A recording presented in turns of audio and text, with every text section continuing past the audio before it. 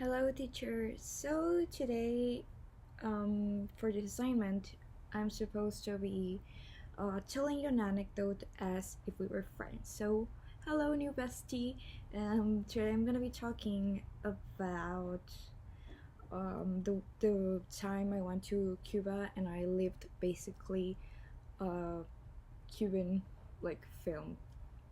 Yeah, it's a bit hard to explain, but I have to start with a little bit of context. My mother has gone to Cuba several times. She has a lot of friends there, and because of family issues, my dad.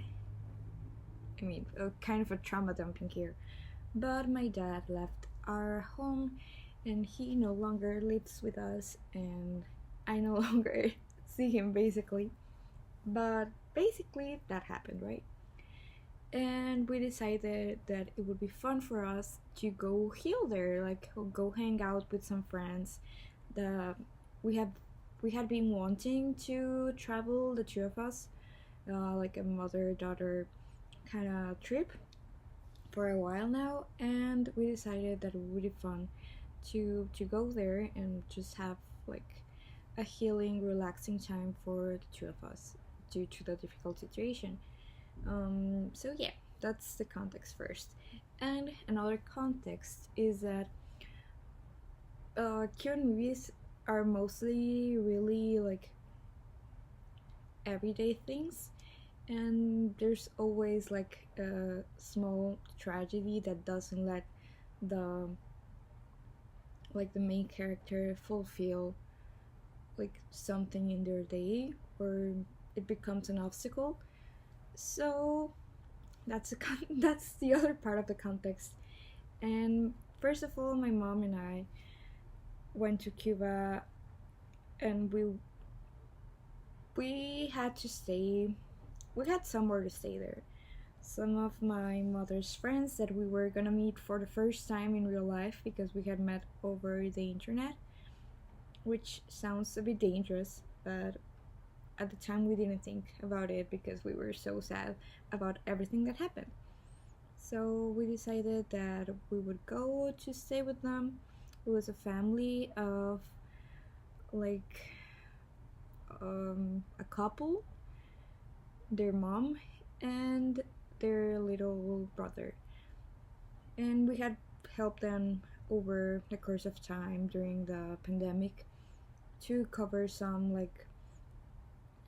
costs for their medicine and stuff.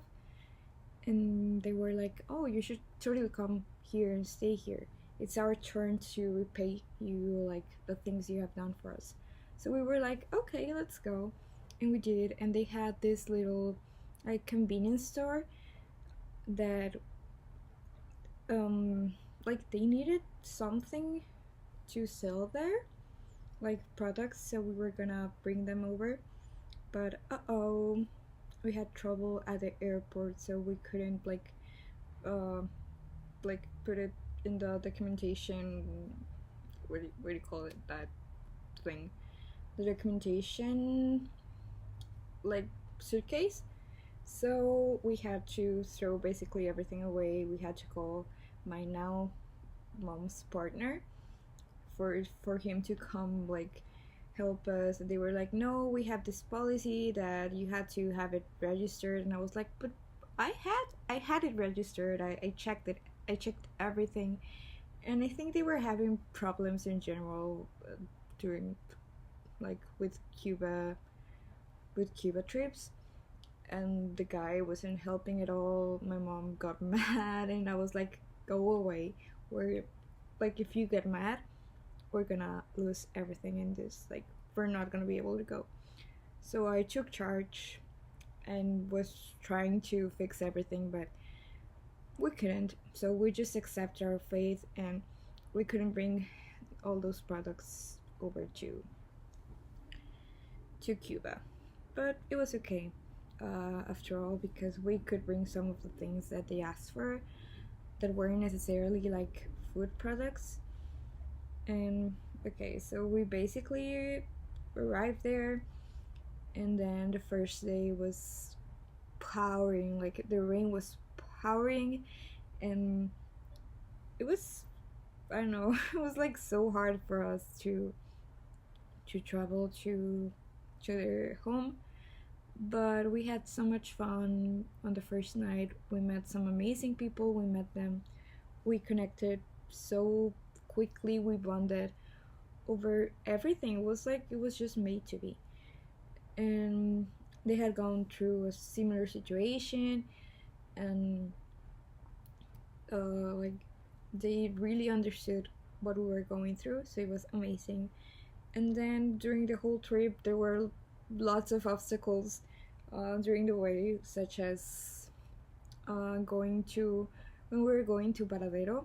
It's like a very beautiful beach. The the guagua, the camion, basically the bus, stayed like when we were going there. No, from the way back to La Habana, it basically just stopped working. We had to wait for a while.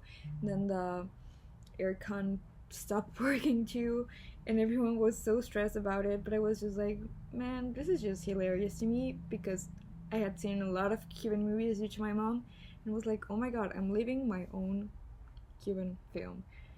And as well, I experienced some of like discrimination, not towards me, but towards my Cuban friends from other Cubans, and it was just sad. But I also like I felt like I really understood the culture in that trip.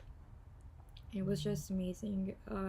We also wanted to go to El Malecon and buy a lot of stuff and just have fun, and everything was closed, so everything like kind of went wrong, but it went amazingly well as well. So I had the time of my life there. I healed a lot. I just had the chance to rest and stop being so sad over everything, and it's a trip that I will always treasure.